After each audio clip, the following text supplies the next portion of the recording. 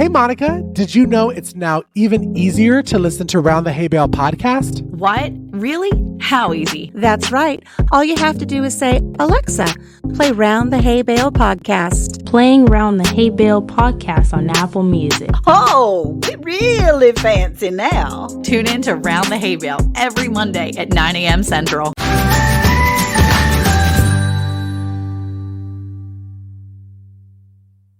Round the Hay Bale Unscripted is brought to you by... With gardening season at an end, Cayce certified organic products are still what your soil needs.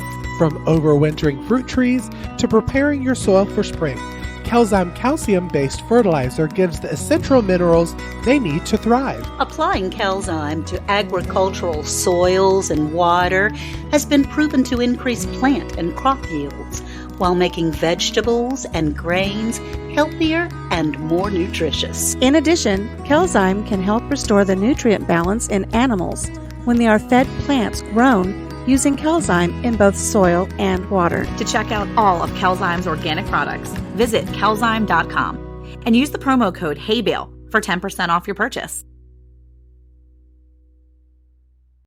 Grab a cup of joe and gather round the hay bale with your hosts, Alicia from Country Mama Musings, Anne from Andale Homestead, Cayce from Ormsby Farms, and Monica from Bland's Promised Land Ranch. Now, here they are, unscripted. Hey, y'all. Hey! Woo!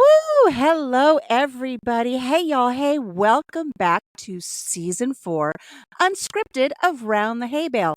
I'm Alicia. I'm Anne.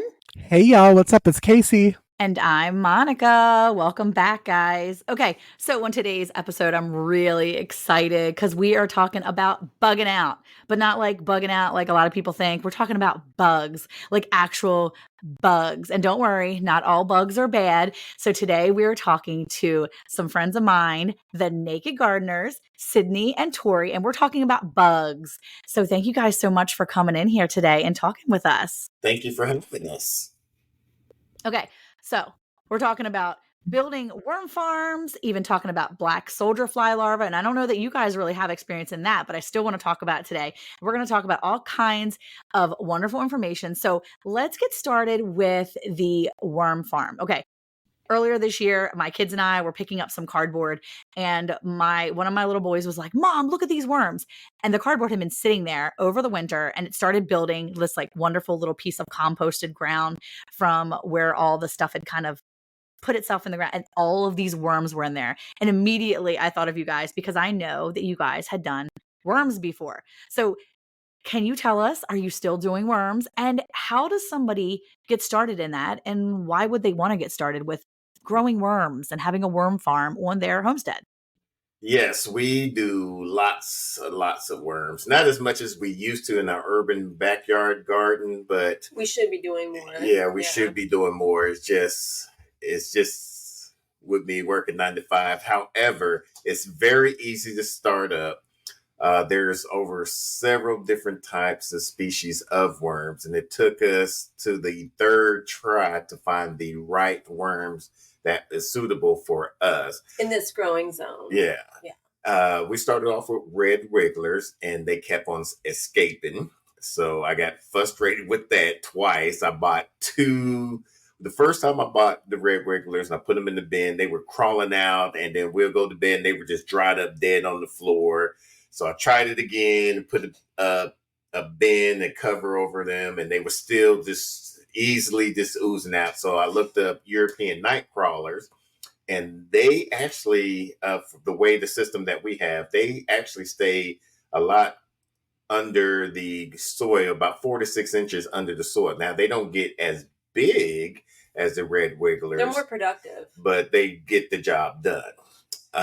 We expanded out of that, and then in our beds, I decided to do we did 4 experiments in our raised beds. We did a regular bed, we did a compost bed, a hugelkultur bed, and a worm tower bed. And out of the end of the growing season, we found out the worm tower bed was the most productive. We got the most. We did a soil test on all the beds. Yeah, and it had the best NPK. It had the right pH balance. We got a lot of produce from out of that bed. So we decided to do, instead of just a worm tower, we did a worm bucket, especially here out in our new homestead.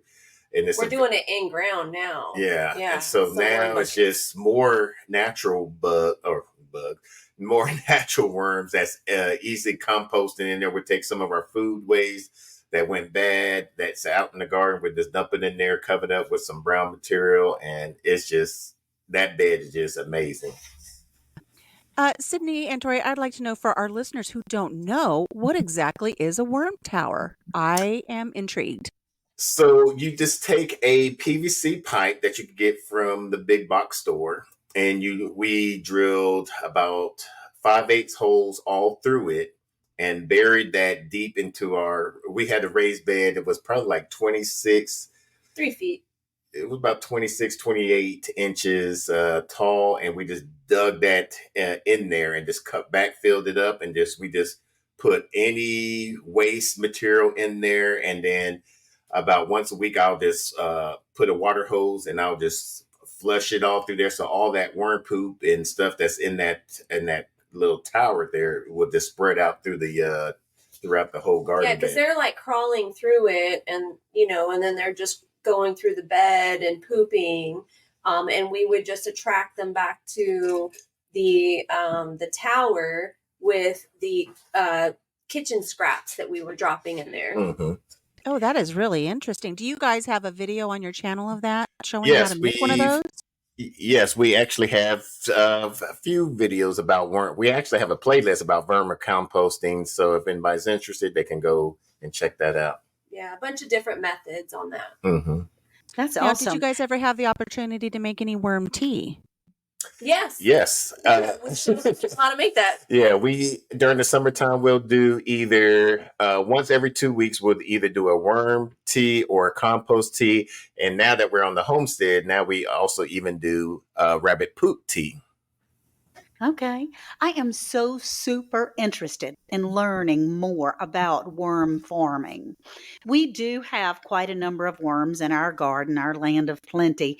And when you dig anywhere, and you're going to find some worms. But, I've fished with a cane pole most of my life. And you go to the marina and you buy yourself a bucket of worms. Are these the type of worms that you've gotten? Or is this something that you especially have to order? I mean, my idea is to go to the gas station, buy a bucket, a container of worms.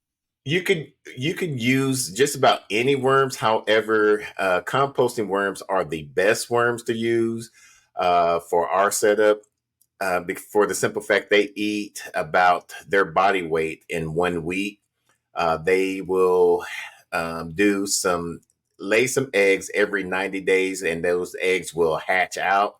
So when I did my worm bin, every 90 days, I would harvest the worm poop, try to keep some of the cocoons in there and start a new bin just out of there. And you could grow your worm farm very rapidly if you have enough feeding area for them and have a large enough area to contain them in. My question is for our listeners that have not done worm before, because this is so interesting. I'm sitting here like a little 4-year-old, like, oh my gosh, oh my gosh, oh my gosh, really? But what is the purpose of having worms in your raised garden? And what are some of the benefits for our listeners? Black gold. So it is some people say it's not a fertilizer, some people say it's amendment, but it's a natural, something that anybody can do. And it provides a well-balanced, it helps your soil, retains most of the soil amendments. It's feeding beneficial bugs. Yes. And it just eats some of the bad, I wouldn't say bad bacteria, but some of the bad bacteria, some fungi, nematodes, and just it excretes all that worm poop. And then that plant takes up that nutrients, and it's just a natural resistance to also help fight against pests and some diseases as well. And it's putting less things into the waste fields. Mm-hmm. That sounds amazing and wonderful. My father-in-law had a little worm farm at one time. He had some bloodworms that he had put in there. So when you're talking about, and also he had a catawba tree. So he had, so he had a catawba tree, and there are catawba worms, which are big and fat and green. And he would try to somehow capture them to be able to have them reproduce as well. And I don't know, it seemed to work because he had a beautiful garden. And I really, really am very interested in doing this. I think that my husband's a big fisherman for one thing, but I think it would be great for the crops. It seems to help with the soil for especially root vegetables and things like that, to be able to have softer soil, to have more nutritious soil for our brassicas, things that, and this is brassica season where we're going to have cabbage and broccoli and cauliflower and so forth that are growing now. And to have worm castings, worm tea, worm production of keeping your soil going well is something that is amazing to me. So I really appreciate y'all sharing your knowledge. Now, see, I live up here in, gosh, now my brain just fried. I'm telling you, people, I'm losing my mind. You're in I'm up here Iowa, in the friend. Midwest. Iowa. I'm You in live Iowa. Iowa. I think Yeah. I'm in 5B, if I recall. You live in Iowa. And so we have the farm that we live on. I go out every morning, and there are little earthworms all over the place.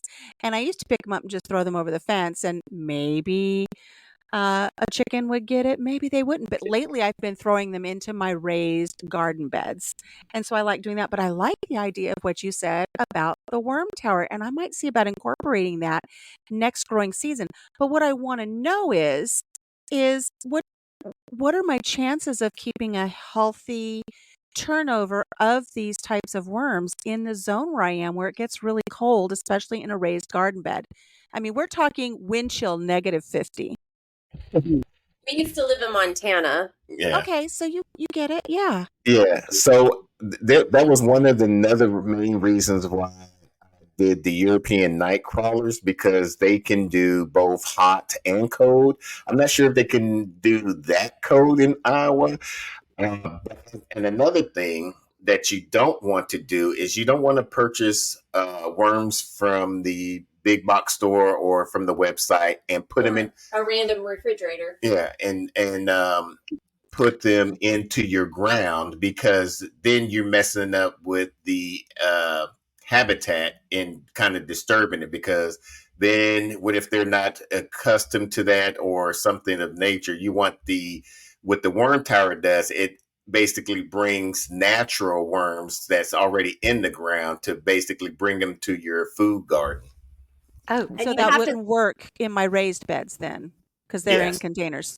Can Yeah. I do something? Like, let's say I decide to put a worm tower in my hugelkultur raised trough that I use for my gardens. Could I do something like that? And then when I see some of those little earthworms going out in the morning, can I just throw them in there? Would that work for them? Uh-oh. It's like, I think I stumped everybody. I do want to say, while we're waiting for them to come back, Sydney and Tori, I do want to say he said that the best type of worm that he has found to use is the European worm. I myself prefer the Europoopin worm, because you want all of that. You want that worm. We were just waiting for Alicia to say something. Just waiting. Y'all, it was only 14 minutes in. 14 minutes in. Okay. I like the Europoopin ones because you want the poop. The poop is what's beneficial. I mean, all of these other things that the worms do for you, it's the poop that is the gold. Yes. Well, it's the poop, and also the worms, when they're digging through, they're aerating your underneath the ground, that allow the roots to gain the air and water penetration and all that. So it's a lot of things that is going on through it. So where Nature, do you isn't get it your amazing? worms? I'm sorry. Where do you get your worms? So I got our first 3 batches I got from Uncle Jim's worm farm. and he does a great harvest and everything of producing different types of worms, from night crawlers, mealworms. I mean, just about everything. But I had to do some investigation just to find out what works best for us, because for us, it seemed like the red wrigglers, even though they compost and they're fatter, but they seem like they stay a little bit closer to the surface than the European night crawlers. That's the reason why I stayed with those. Okay. So, I mean, you suggest like a real worm farm would be a good source. Yes. We used to have a local one here, but I think they moved to Arizona or California. Monica, do you remember? There's another great worm farmer, Matt's. Yeah. And Matt's, he created a tool off of, what is it, Matt? It's Matt Worm Farm or Worm People, something like that. But he created a tool that he puts the like all of the the worm poop and moves it out. It sifts it and kind of like it's on wheels, so we get like the best filtered amount. Mm-hmm. Yeah. Okay. Are you talking about Captain Matt and the Worm People? Is that it? Matt Captain and the Worm Matt? People? Yes. Captain Oh Matt. my God, what a name. I love that name, Captain. I was just about to say, that's great. He's so knowledgeable. Yeah, so he's on YouTube. You can go on to YouTube and find him. And he is literally like just the whole channel is all about like raising worms and like everything you need to know. Like, I mean, it's like top to bottom worms. I just think it's awesome because here's what you need to know too. Sydney and Tori are researchers. Okay. So if you go to their channel and you check them out, you are going to see that they don't just jump into stuff. Okay, wait, let me say.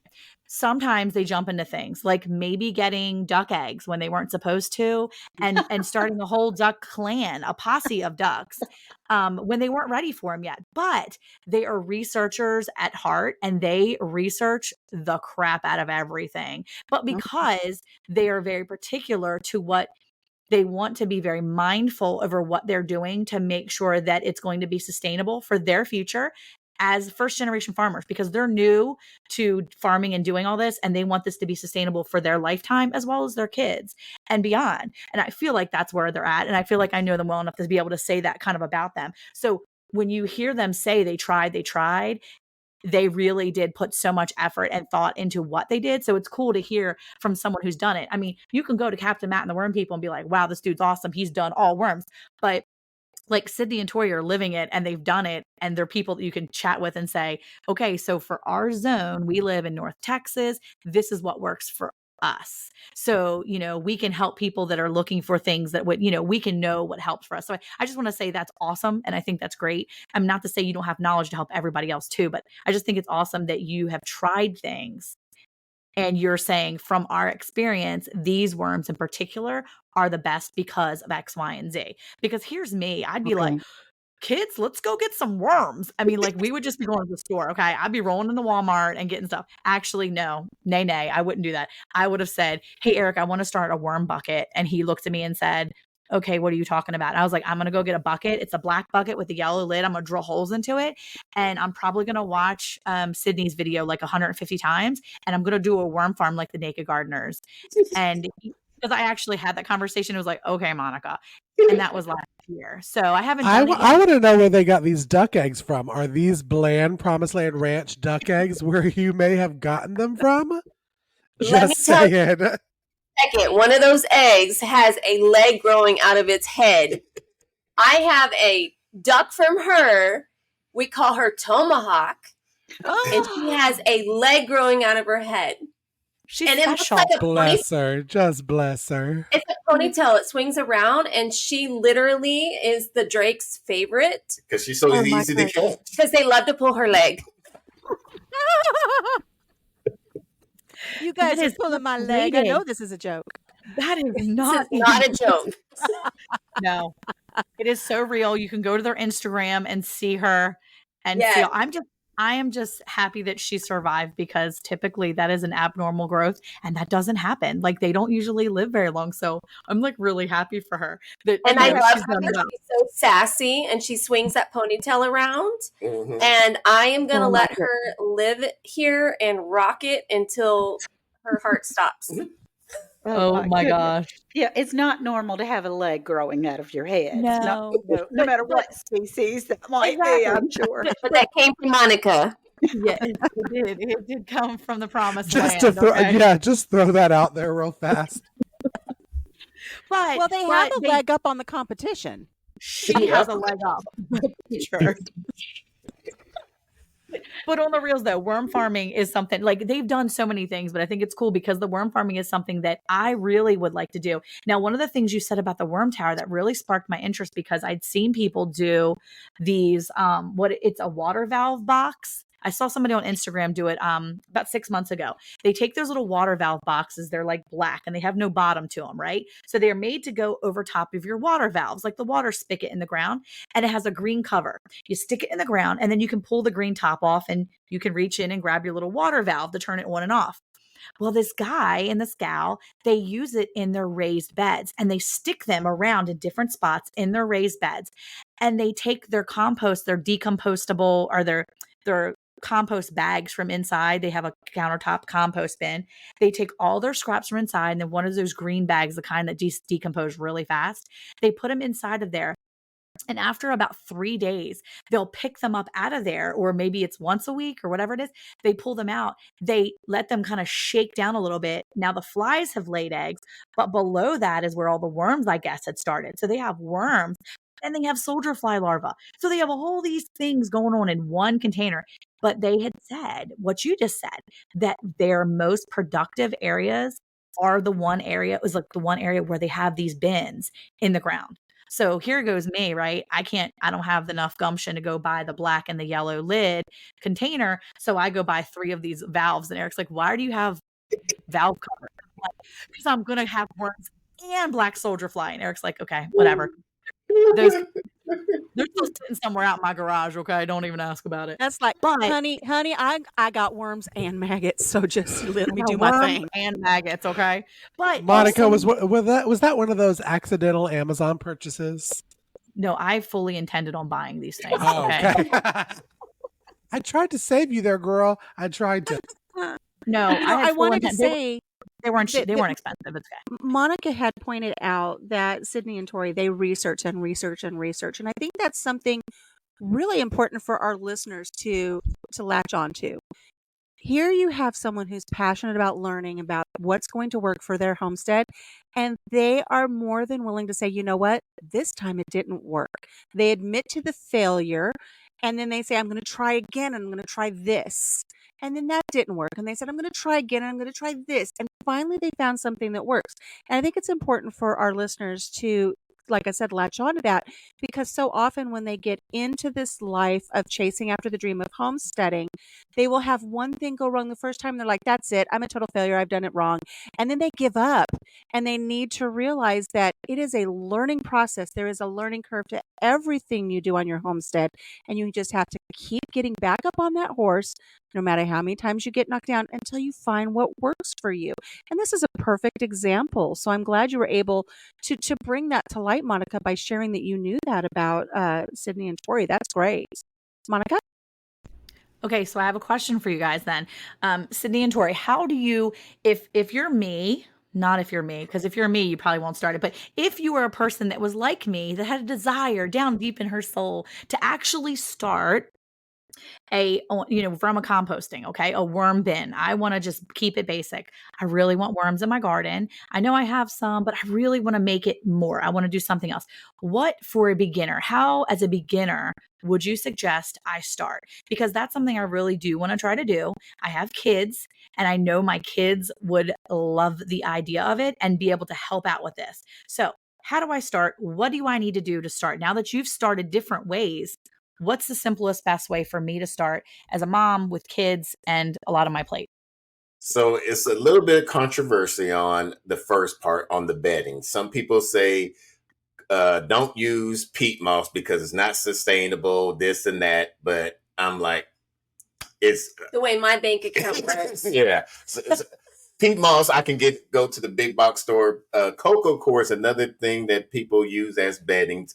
However, you want to make sure that you use a pre-wash cocoa core to get all the salt out, because worms don't like a sour pH level on the bedding. So sometimes you might have to put some dolomite lime on there just to kind of raise the pH levels up on there, whatnot. So what are the ingredients? Like if you're going to come to the table and you're just beginning, what ingredients do you need? So you need the bedding. You need to start with a bedding or a carving fixture. So peat moss, cocoa core, cardboard, shredded up cardboard is probably one of the best things to use.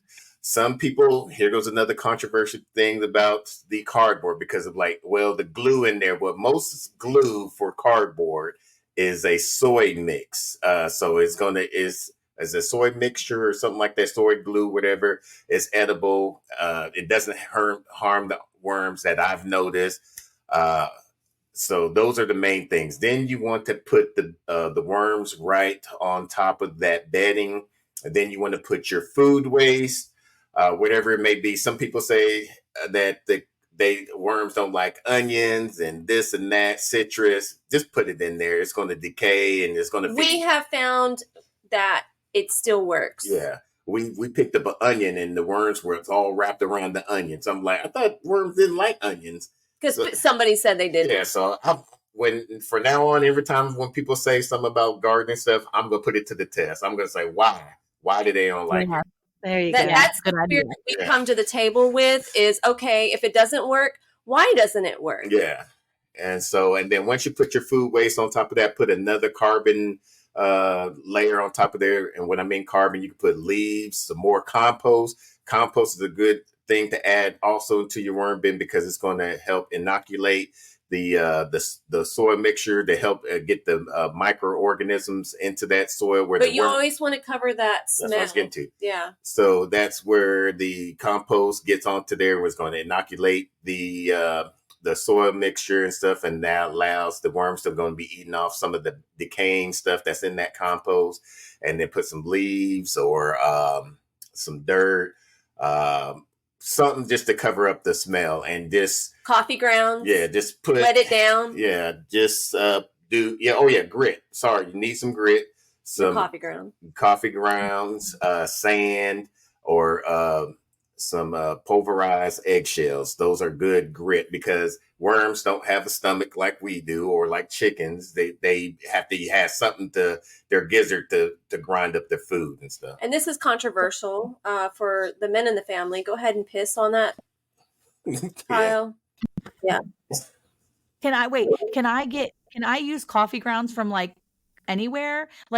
Yeah, we can at Starbucks. Mm-hmm. Starbucks will give me, because I know Starbucks will give me free coffee grounds, right? Yeah. So I can just go to Starbucks and be like, yo, give me your big bag of coffee grounds. Yeah. Okay, perfect. I don't have to worry about it being specifically organic, blah, blah, blah, blah, blah. Yeah. Now, and most of the acidic from the coffee is going to be brewed out once they've already used it, so you don't have to worry about it being acidic. It's just mostly used for the nitrogen, add a little bit of the nitrogen, and for grit for the worms. Yeah, and Monica, you tell your sons that's like an extra spot that they can pee. Okay, what's up with the WAS? What's up with the WAS thing? The pee. What's up with the pee? What does that mean? What is that doing for it? Nothing. It's just adding moisture. You could just use Okay, Monica. They're European. They're European worms. European. You got Thank you, Alicia. Yes. There you go. I got it. Okay. So we're just letting the kids waz all over it to add the moisture. So now they got a pee bucket with the worms. Okay. Texas, so it's dry around here. Yeah, my boys pee outside all the time. It's ridiculous. So that's fine. Now they got a pee bucket. Sounds good to me. And then when the bin, just put some holes in there so that way they'll be able to breathe. You want the bedding to be wet, or at least moist, not drowning wet, but moist, because that's how they also breathe. The worms breathe through their skin, and they also help them move through the soil as well. And we always all the holes are all around the side, and the lid is on the top, so that other like animals that we want Rodents. to, like rodents, Like can't mice will go in yeah, there. they can't get into possums. it. Are you enjoying the hay bale topics? To learn more, click on our Linktree link to get all our product recommendations, along with discount codes and more. Okay, so this process that you were talking about was all in a bucket? Yeah. Like a little tote bag that you get, or tote. You can do a bucket, or you can do the PVC pipe. There's two different ways. I think the bucket is the easiest. The bin, yeah. Yeah. So like a bin, I've like seen a plastic bin. So I've seen like those black totes with the the yellow lids. Yeah, you can use one. Yeah. Do you have to drill holes in the top of the yellow lid, or drill holes in the bucket somewhere? You could do it in the sides.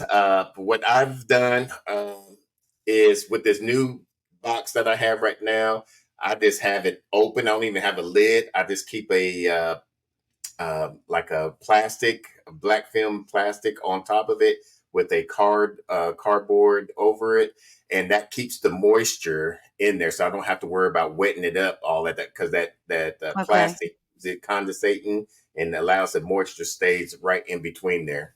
Does the container have to be dark? Does it have to be like It's black? best to do it as dark as possible, Okay. because the worms, they don't like light. So if there's any penetration light, they will go far away from it as possible. I think that's why the European crawlers work so good for us. Okay. Okay. Because Well, I can do they like more that. darkness. The European crawlers like more darkness, or they get how does that work? They just bury a lot deeper. They stay about 4 to 6 inches deep below the surface, in my And opinion. the red wigglers usually stay at a higher level. They're Yeah. like They're lemmings. rebels. They like to jump out and escape. They should be called lemming Yeah. worms. I'm sitting here thinking, because I know everybody's always saying in our podcast here that, and it comes from Eric and Monica mostly, that we've heard a lot here on the podcast, is if everything on the farm has to be on the payroll. And so, I mean, I'm sitting here thinking, if I did a few buckets of worms, I mean, how can you, because I'm thinking ahead, how popular would they be, like at a farmer's market, for people going through a farmer's market and say, hey, I'm just going to buy me a little bag of worm poop. But if I were to, get the worm poop or something like the tea or something, how long is that sustainable in a package that you could take it somewhere and possibly sell it, like at a farmer's market? Or is it just solely where, if you were going to look at this monetarily, it's better to have people come to you? How would that work? Well, you want, after you harvest the worm poop, you want to keep it moist in a dark place. So I've seen some people, they will put it in a Ziploc bag. I would put it in a Mylar bag or in another tote to keep it dark, cool, and dry. Because of the castings. Yeah, because you want to keep them wet, because you're going to have some cocoons in there that's going to be hatching, and they're going to be also eating off of everything else that's in there. So just keep it cool, damp, and dark. But you can make it good, about probably anywhere from $5 to $10 a pound off a casting. And the reason that we don't is that we have so much that we're growing that it's just not even been worth the effort for us. And like, we even have rabbit poop now, and it's still like, we're using all of ours for our land right now. Okay. Well, now, do you keep your containers on the ground? I have seen some people that will put it on like a sawhorse and keep buckets underneath it to catch the worm tea.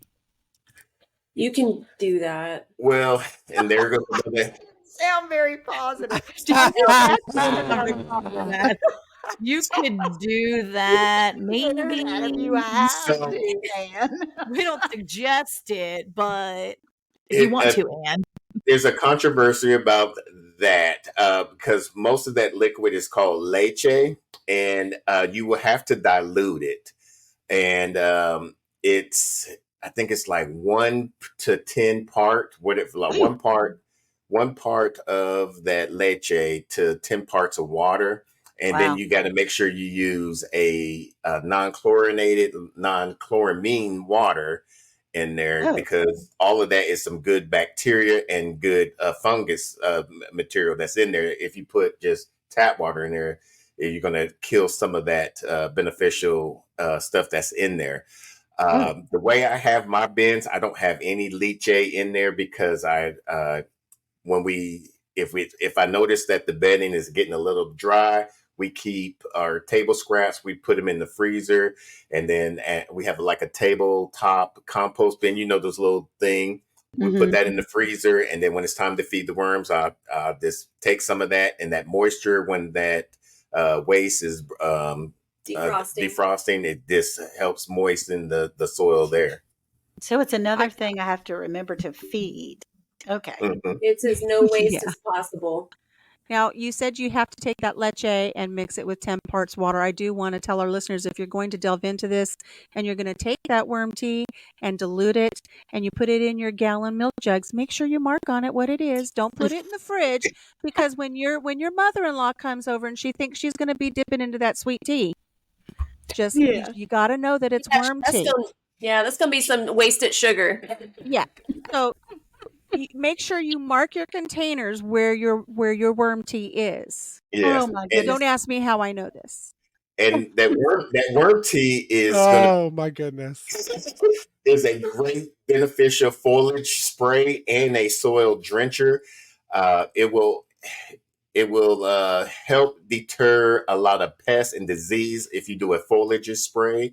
And it will add more microbes into your soil. So, I mean, it would just boost it all up. Now, if you're going to spray that, though, is there a particular time of day that's best to spray it? Any time. So, in the morning or evening, it doesn't affect? Yeah, because you're not going to hurt any pollinators with the natural of the worm poop. I'm just making sure it's not going to affect. I do have several buckets around the house that we make super juice, we call it, for the garden. We put our scraps in with rainwater, and then we use that as natural fertilizer. It's actually called feeding your garden, refeeding back what comes out of your garden. So when we have scraps from the garden, we put them in the buckets outside in the rainwater and so forth. And that juice stinks to high heaven. But it is amazing to help with foliage. It's really it's a nitrogen based thing, really, because it helps with so much greenery, not so much in fruiting. But if you have collards and things like cabbage and things like that, it's great for that. Okay, so you put your container on the ground with the bedding that you had described, put holes in it on the bottom, and then you're layering these things. Right? You're layering the bedding inside the container. Yeah, layering bedding, but no holes. No holes. Not even around the bottom. Not in the bin. Not in the bin. In the ones in the raised beds, we put holes in it. Yeah, the only time we put holes in the container is if it's in the dirt, like in the bed. Okay. Well, does that not get mushy and icky and like if you put holes in the bin, and Dale, they're going to eat and run, kind of like your family members do on Thanksgiving. Yeah, like peace, I'm out. That would make sense, because they do kind of crawl in my grow baskets as far as the cloth baskets and things like that. They'll crawl in and out of those. But I'm very curious as to the correlation between what I call super juice and the worm tea, because you are supposed to dilute that as well. It can be overpowering for your garden. And I'll just say, just from your description of the super juice, the benefit of the worm version is it doesn't have the stench. This is bad. It smells like I understand. Like I can't do, like, if I have to smell that kind of stuff all the time, I'm not going to be motivated to do it. Yeah. But the worm version does not smell. And it's very productive. Awesome. That's good for our listeners to know. While you guys are talking about this, and my mind is going a million miles an hour, And I'm thinking about how sometimes my chickens get the worms, but sometimes the worms get tossed into my raised garden beds. And Monica was talking about that pipe cover, the faucet cover thing. And my mind is thinking, I want to do these little feeders for my chickens. You know how you build a frame out of 2x4s and you put hardware cloth on top, and then you throw your feed on top of it, your seeds, so it grows fodder for them, but they can't scratch it up. It grows up through. How awesome would it be to have one of those in the middle of it? Put your scraps in there, and then every once in a while just open the top and let the chickens have a heyday, because they're not going to get them all, but they can get some. And you're going to get the larvae in there. You're going to get the worms underneath. You can just open it up like, hey, kids, salad bar time. And they can just come and dig in there and do whatever they want. But then when you don't want them in there, just tap it, that lid back on top. Have you guys ever tried anything like that? Am I onto something new? Do I need to lick my hand and tap all over that idea so nobody takes it from me? What's going on here? So It's a genius moment. Our friend Dahlia from Welcome to Chicken Landia, she actually has something like that. Oh, man, I didn't come up with an idea. Captain Jack, he takes his microgreens. Is it Jack? Huh? Is it Captain Jack? Or whoever. No, that's Captain Jack Sparrow. That's a whole other show. It's Captain Jim. Jack, he takes his microgreens bin and his spent, the mesh thing and stuff. He puts it right on top of his worm beds, and they just eat off of that. So, I mean, you could do your fodder and then replace it. Use that mat that the chickens ate out, put it on, and just keep on doing the recycling of that way. Wow. Everybody's happy. Yeah. Except for the worms that get eaten. But Okay. do we know? What were you going to say? Go ahead, Tori. I was going to say, but do we know that they're not happy about it? I never heard a complaint. That might be what their ultimate goal is. I mean, for them, that might be like, someday if I live a good life, a chicken's going to come and get me. Okay, so we're talking about the benefits of the worms, right? So another thing I wanted to touch on before, because worms, this is amazing. Like, I love this idea of the worms because the worms are putting back into your garden. But one of the things we just touched on were the chickens. And, black soldier fly larvae are one of these things that people pay a lot of money for. And I know that you can grow your own. Now, first of all, flies, they wig me out. I don't like them. I hate them. We literally live that life of flies in my house all the time, all season. Eric comes home from work after working 12 plus hours, and the man literally in the summer, most of the time in the summertime, will grab a fly swatter the minute he walks in, and then starts swatting out and killing all the little Louis around the house. That's Alicia's term. And she kills, he's over there swatting out. I mean, this man will come home and kill at least 15. I mean, he's literally killing them by the dozens. And I'm like, dude, he's like, who walked in and out of the house today? I'm like, Eric, we have to live our life, man. We have to leave the house at some point. Dogs need to go outside. Animals need to be cared for. So flies are a big deal here. But we're trying to find beneficial ways. So my chickens love the black soldier fly larva. One of the things I've been looking into and thinking about doing is starting a black soldier fly larva bin. I hate the idea, but I love the idea at the same time. I like worms more. I'm the kid who puts their hands in the dirt, plays with the worms, watch it wiggle around, then puts it back. Like, that doesn't bother me. Not at all. Love worms. Maggots, I don't like them. So I'm gonna have to call them larvae for a minute and pretend like they're not maggots. But the coolest thing is it's very similar to what you're doing with worms. So they basically, you put them in, you feed them all the good things, the compost and all the extra scraps and everything. And basically you can just, now this is where I'm thinking of holes, right? So I've seen a couple different things. Some people will put like little ramps up to the top of their bin. So what happens is as the soldier flies go into the compost, into the bin of your junk and compost, they go in there, they go into the top couple layers and they lay the eggs right there on that layer.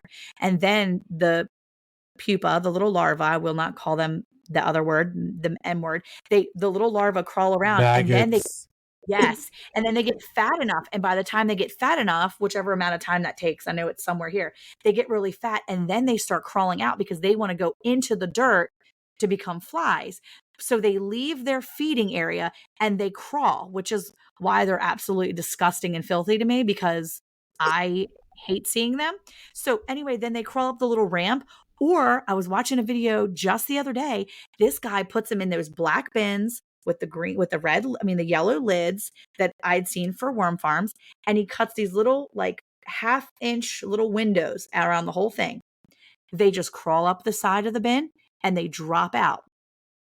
He puts them around where their chickens eat, and the chickens just go bloop, bloop, bloop, and the chickens eat them up. It is the most amazing thing. And I'm like, why would I not want to do this? It's just a box of my food scraps, and my chickens are eating fresh, beautiful larvae, right? I mean, like, it seems like it makes sense. So I'm considering it because it does cost a lot of money for those soldier fly larva bags that you buy in the store that are all, dried out or whatever. But have you guys ever thought about doing it? Any of you? Anyone? We have thought about doing it. We haven't started it. I also, for us, it seems like that kind of setup would work great in a static coop situation. We're mobile, like we move, we pasture raise. So that would have to be just another thing I have to move. Yeah. Yes, And I as- know Unless You gonna make something real easy for me for a change? rolling. Something she can push. And we have it something to catch it, and then we freeze the black soldier fly larva. Oh, you can get me a freeze dryer? Yeah, That's we what I can. was going to say. Put them in your freeze What? dryer. Freeze I dryer. need one of those so bad. We heard it, Tori. He said Is it the freeze. same freeze dryer we're going to freeze tomatoes in, or do we need a different tray? Or Tomatoes, rice soup. I just can't. No, y'all. because I always thought that because when I first started gardening, I bought freeze dried rabbit manure, and I always thought, I was like, I hope they changed the tray before they decided to do their veggies. One thing that I had seen, and I actually brought it to Papa Jim's attention, because when we were having our chickens free range before we had the fox problem that was, having an all-you-can-eat buffet here every day, when the chickens were free ranging, I showed Papa Jim something that I had seen. I thought we should probably really look into this. And it's where you hang a bucket in a tree, and you could put your scraps in there. You drill the holes in the bottom. But like if anything ever dies on your farm, you just put the carcass in there, and then the flies will have their pupa, and they will fall through the holes, and the chickens are like, oh, this is awesome. They'll hang around that bucket all day long waiting for the larvae to fall out of those holes. And I said, every once in a while we do have a loss here on the farm, or a squirrel will get hit by a car out front. We don't know what to do with it. And it's like, I don't want to have squirrel on Sunday dinner. So we need to find something to do with that squirrel. And so what do we do with it? I thought we should probably look into this. And I showed it to Jim and my husband, and he's like, nope. Not doing a big old bucket of maggots out there for the chickens, because then I know if I did it, he would never, ever, ever eat their eggs again. But I mean, it is one of those, it's a cycle of life type of thing where they just keep recycling. And if you have a carcass on your farm and you need to do something with it, I mean, even if you guys process, for those of you who, and we'll be talking about this later in another episode, is if you're going to process your animals on your farm, you're going to have some residual waste that's not going to end up going to the freezer. And what do you do with it? I mean, if you put it in that bucket and let the flies do their job, and you drill the holes in the bottom of it, you're going to get the maggots, and they're going to pop down, and everybody's like, the chickens are going to like it up like it's the ice cream truck. They're just going to love it. Has anybody thought about doing that?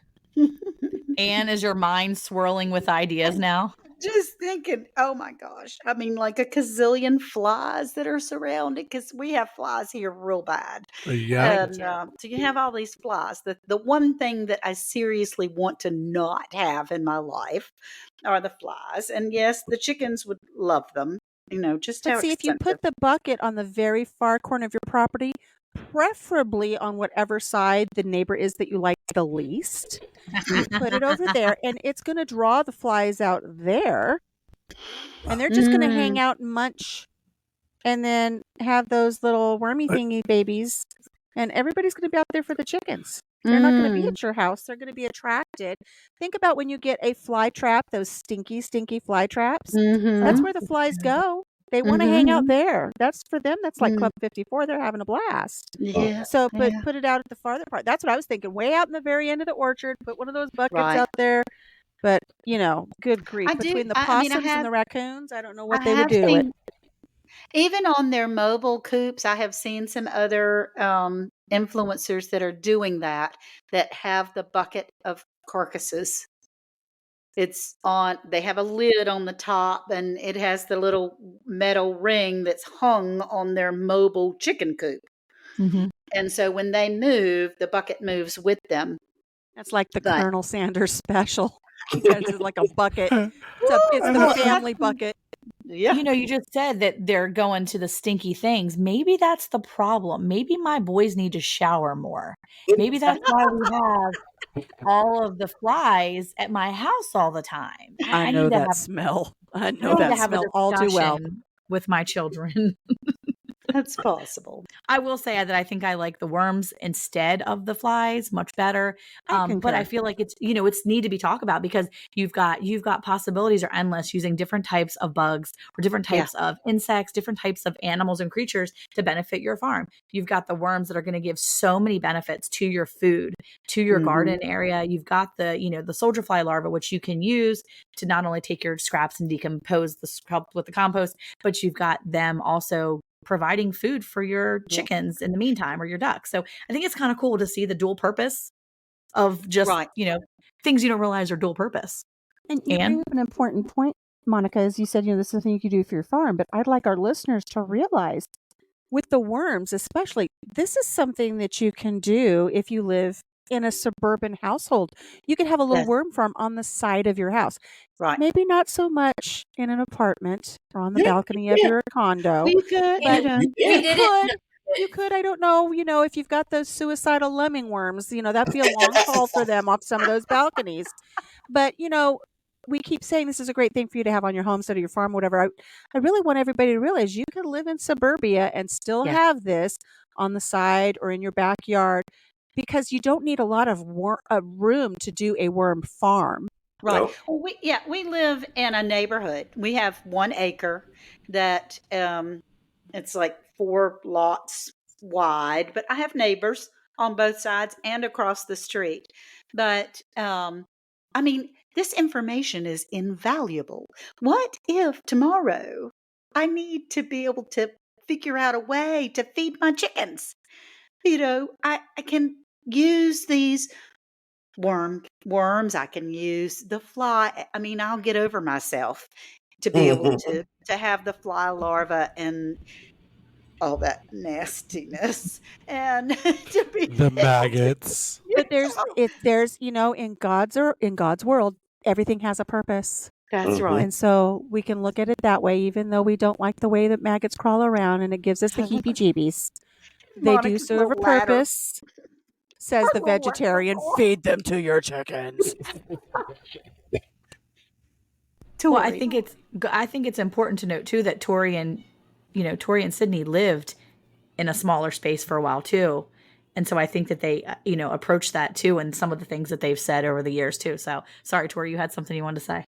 Yeah, I did because I know we're kind of falling on the heels of the end of this and we're talking about, like attracting the maggots and like approaching this from the worm angle, from the fly angle. And we just had a weekend of processing chickens. And as we're speaking of all of this stuff that stinks, like we actually are no waste as well. And we have out with our chickens right now all of the things that some people would have thrown away after processing chickens, and it's all attracting bugs, and they are not even eating the feed that I usually feed them because they are so attracted to eating all of the bugs, and chickens eat anything, kind of like a pig. So I've had a few days of not getting tripped on, tripped, like actually walking into where the chickens are, where they usually like to trip me, and crowd around my feet. It's been so nice the last few days. You're not so hungry. That's awesome. Mm-hmm. And That's good. there's other beneficial bugs you can add to your garden to help your garden out, like praying mantis. I love them. If you have, I want to get our praying mantis back. We did it one time in our suburban area, but we have a huge locust problem in our garden. And next year, I think I want to get some praying mantis cocoons to kind of help deter a lot of these locusts and grasshoppers out. More of them anyway, because we have natural mantises. Yeah, but they're just not as many. We need more. I'm telling you, the grasshoppers this year in Iowa are of biblical proportion. It's like Yeah. a plague. No, same were here in the pelting me Georgia. while I'm walking. Oh, Last my They've been year, terrible. Yeah. Yeah, they were really bad for us last year. Yep. And I'm noticing them quite a bit this year. But my Dreamweaver spiders. I feel like I have a few that Another are like beneficial insect, I love Dreamweaver or orb. whatever they call. Yeah, The orb weaver, the orb spiders. Yeah, the real big I love one. them so much. Like I even talk to them like when I'm like harvesting cucumbers. There, Me too. there's like 2 in my little cucumber area, and they like move off to the side when I come in, and I'll feed them. I actually feed them locusts. Mm. I just want to say that the boomers and the Gen Xers, thank you, because now that earworm is going to be stuck in our brains all night long. We're all going to be singing Dreamweaver all night long, because now that's the only thing. Dreamweaver. That's all I'm going to do now. See, Anne's rocking out in her head. She knows. I hope our listeners are doing it now too. And I really hope, we have spent so much time talking about worms. I'm really hoping that at some point we are going to change the title of this podcast to I Got Worms. I think that would raise curiosity. I think people would be like, they got worms. What is going on? I got to listen to these people talk about the fact that they got worms. And then they're And where. Right. I got worms. That's the important part right there. I got worms and maggots. Yeah. Oh my gosh. You know what? I want to thank Sydney and Tori so much for joining us here today from the Nakid Gardeners. If you haven't had an opportunity, go on over, find them on YouTube, subscribe. You should be subscribed to all of us here.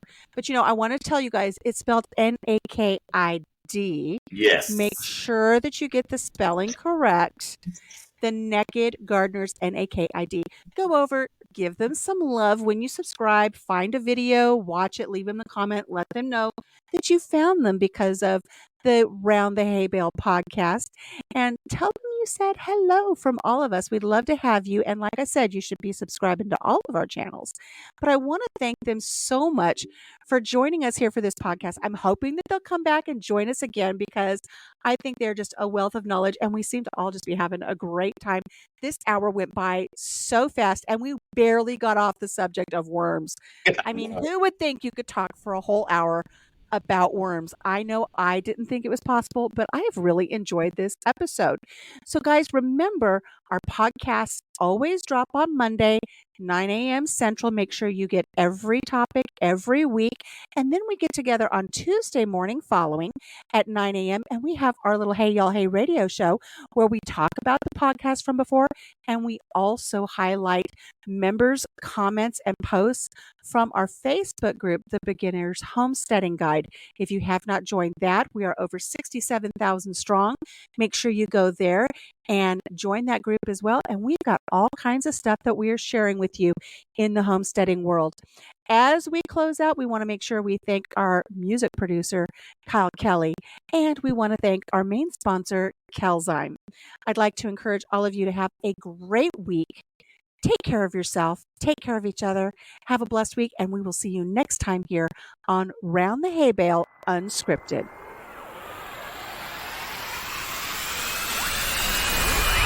Join your hosts back here next week on Round the Hay Bale.